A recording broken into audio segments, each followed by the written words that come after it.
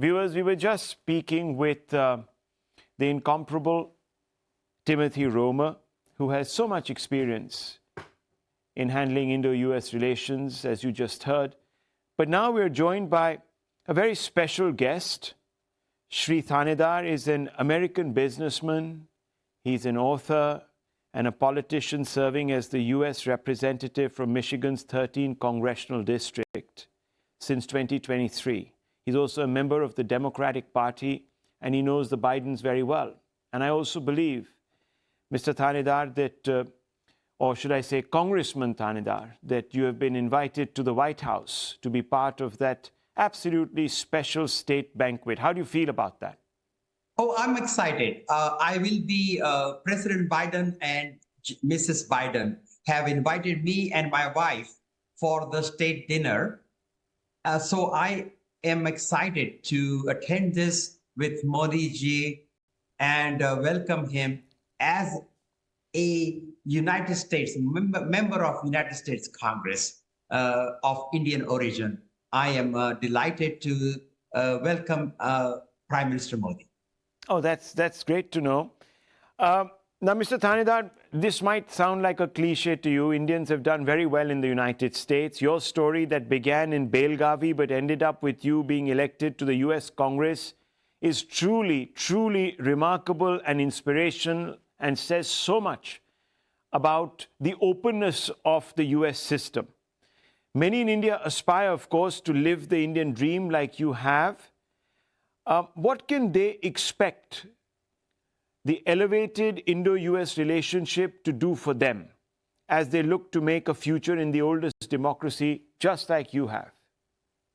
Well, you know, one of the things that the Biden administration wants to do is have strong bilateral relationships in technology, certainly space and defense areas. But both the Prime Minister and the President are focused on making sure any agreement that happens between these two great democracies ultimately help the people of each of the country.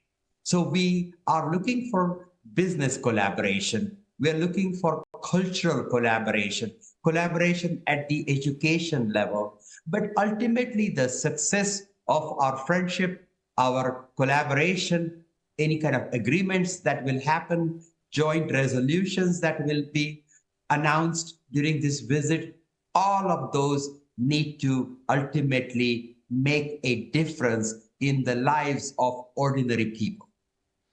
Well, that's very well put. But let me ask you specifically, because you had raised concerns about accessing the US markets, about coming and working in the United States, and I saw some of your comments. Is that going to change? Are we going to see perhaps hard negotiations over visas and quotas and this, that, the other? Yes, you know, I, as a US congressman, have experienced the green card backlog. I have experienced the difficulties in getting visas for Indian professionals. And when I talk to the United States technology businesses, one of the things that I hear over and over again is that they need skilled scientists, workforce, engineers. Many of those come from places like India and China.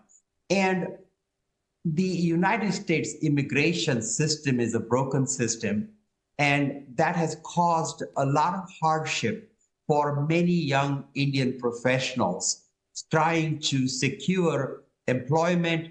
And it's a frustration on the part of the scientists, engineers of Indian origin. It's also a frustration on the part of the technology businesses in the United States because they cannot grow. US GDP cannot grow at a faster rate without access to this skilled workforce. So are you saying that you're expecting certain announcements to liberalize some of these regimes? Yes, there will be announcements, I understand, in area of technology, better technology collaboration, and more US businesses able to do business in India and Indian businesses able to collaborate and do business in the United States. Now, as you know, United States is the strongest democracy in the world, while India is the largest democracy in the world. Unfortunately, I believe the relationship between these two countries is not as strong as it should have been, it could have been. India historically has this non-alignment position. So India has always danced between United States and Russia. Uh, However, it is important that these two countries build a strong relationship, a trusting relationship. And it is about time, I feel, that India needs to look at United States as the only superpower, its friend, a country that believes in democratic principles, as opposed to Russia, which has, attacked a sovereign nation like Ukraine and run by a dictator. So this distinction is something that India must do, and that's what I would be appealing to the Prime Minister when I get a chance to meet with him in New York and also in Washington, D.C. Well, that sounds quite exciting, actually. Let me focus your attention. You'll be in the U.S. Congress also. And as Yes. you know, Prime Minister Modi is just one of four legendary leaders among Churchill and Mandela to be accorded Yes. the honor of addressing the U.S. Congress twice in a lifetime. What are you and your colleagues expecting to hear the most? What was it like for you as an Indian to see your Prime Minister, or rather an Indian Prime Minister, back from where you come from, addressing Congress the first time? This is an exciting event. Not only I will be in the audience as a United States Congress member when Prime Minister Modi addresses the joint session of the Congress, but the leadership of the United States Congress has asked me to be one of the escorts. So as Mr. Modi enters this historic US Congress chamber, I will be accompanying him and escorting him, which will be a high honor for someone like me who is of Indian origin, having grown up in India, lived in poverty until the age of 24 when I immigrated to the United States. So it will be a great honor to accompany and escort Prime Minister Modi ji to the United States Congress, where I work every day. You're a Democrat, and you know that some of your colleagues, Shri Tanedar, Congressman Tanedar, believe that democracy, secularism, and freedoms are taking a beating in India under Mr. Modi. That's what is said. And, you know, our opposition leaders have gone to the United States and made that point. They've traveled elsewhere abroad and made that point.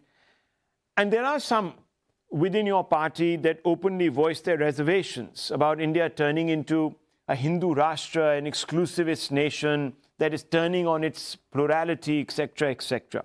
Now, what do you make of these reservations? And are they more political in nature, or are they founded in some amount of fact? And how do you sort of interlocute with some of your colleagues when they bring up some of these issues? I think we need to look at things in a balanced approach. Look, no democracy is perfect. No country is perfect. Every country has issues that it wants to improve on and do better. Should India work on better access, more, freedom, human rights? Absolutely, there is no doubt. So should United States, so should other countries as well. But, there is a lot that has been done. Modi ji is a bona fide leader chosen by the Indian people. And as United States Congressperson or, President Biden will, honor that. We trust the people of India. We trust in their judgment.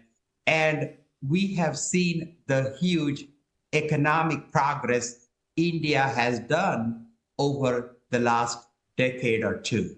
And all of that has made a difference in ordinary Indian citizens' lives. And we applaud that. We have seen minorities in high positions in Mr. Modi's cabinet, the prime minister, not only in his cabinet, but also the presidents.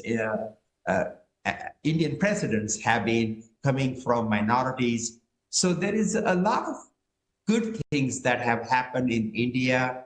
However, there is always room for India or any other country to improve its human rights and improve access to all the people. So let me ask you, because you say you have faith in India's people and the choices they make. And there is a group of individuals, as you know, some of them are deeply entrenched in the American education system, in elite colleges and universities. And they say, well, the problem is that India is now only an electoral democracy. It's not a representative democracy where everyone prospers together. There is a huge amount of undermining going on of institutions, that those institutions have either been suborned or they have been weakened to the point that they no longer serve the cause of democracy. How do you respond to those people? And there are, of course, those people who have access to some of your colleagues in Congress. Do they bring this question up with you? Yes, it's been talked about, and often people have focused on smaller imperfections. People have focused on smaller issues that aren't perfect. And I know each country, I know India and Indian government is focused on improving the lives of people, just like the United States government is involved in improving the lives of its own people. Is India perfect? Absolutely not. Nor is the United States. And we are always striving towards making people's lives better. We're always striving towards making sure the gap between the rich and poor closes down. We are always looking for, creating opportunities, economic opportunities, and the people that are at the bottom of the economic ladder. We are always looking to, have access to freedom of speech, freedom to practice one's own religion. Right. All of these issues are extremely important. And that's why I was happy to announce this week a formation of a U.S. Congressional Hindu caucus. For the first time, a Hindu caucus has been formed, and I have the distinct honor to be the chairman and the founding member of this caucus. Well, Shri Tanedar, Congressman, this is very brave of you, some would say, because as you know, there are intellectuals of Indian origin and, of course, Americans, white Americans, some of them, who have come out and said that there is an immediate need to dismantle Hindutva, for example. And they have held various seminars in the United States towards that end.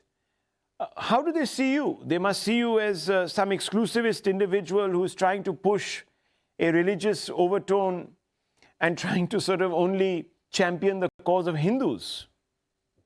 Look, every person,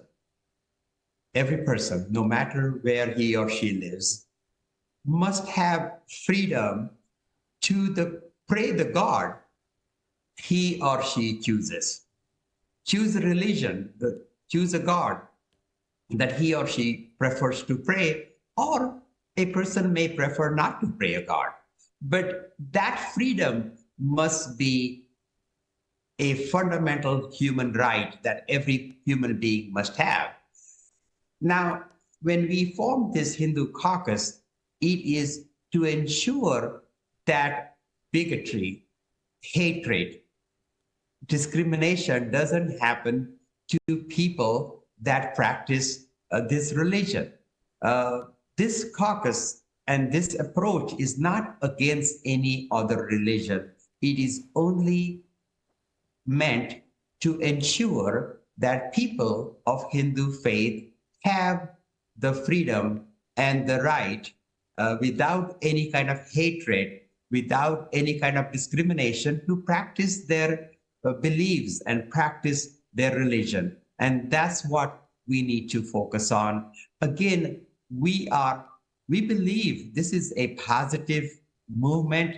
This is a movement not against anybody. This is about freedom. This is about human rights. This is about an ability for a human being to live his or her life the way she wants to live. Thank you. Lovely speaking to you, Shri Tanedar, and best of luck in your endeavors. And of course, I will be looking out for you as you walk in with the Prime Minister into Congress. We'll all, of course, be getting a ringside view of that event, which will be televised live. Quite a historic event. Thank you very much for speaking to me. You're welcome. It's been wonderful, and hope to catch you again.